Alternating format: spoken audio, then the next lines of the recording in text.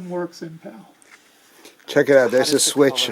There's a switch. There's a switch here for NTSC or PAL.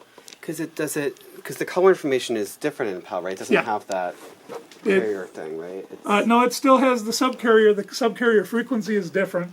Instead of 3.5 megahertz, it's 4.43 megahertz. Oh, really? It's still, the color information is still just tagged on that way? Yeah. Yeah, Okay. but there's a difference. The subcarrier, on alternating lines, they shift the subcarrier phase by 90 degrees. And they do that in order to kind of auto-correct for the phase shift that happens through delays of the video signal, to kind of auto-correct for those delays so that the hue doesn't shift through delays of running through cables and through equipment.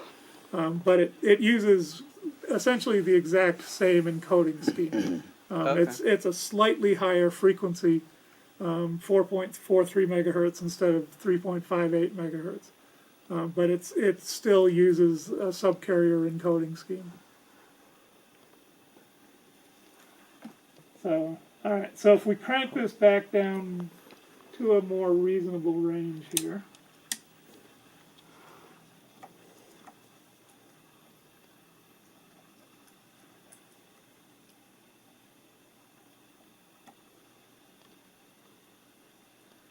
Now, also this oscillator is free running at this point. It's not being sunk to the horizontal. Even though it can be made to look like it's extremely stable and not moving.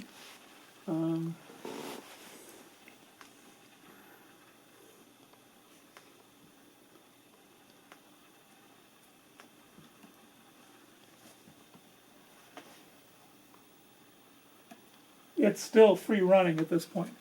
And the reason it's able to be that stable and still be free running is because this is actually a hybrid analog digital oscillator.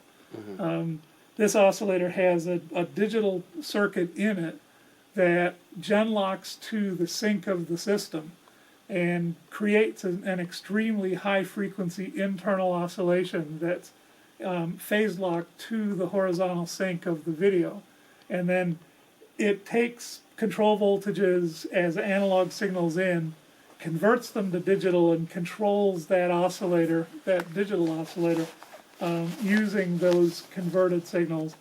They in turn get converted back to analog waveforms to come out. So it's analog control in, analog waveform out, but a digital core at the center of it that makes it an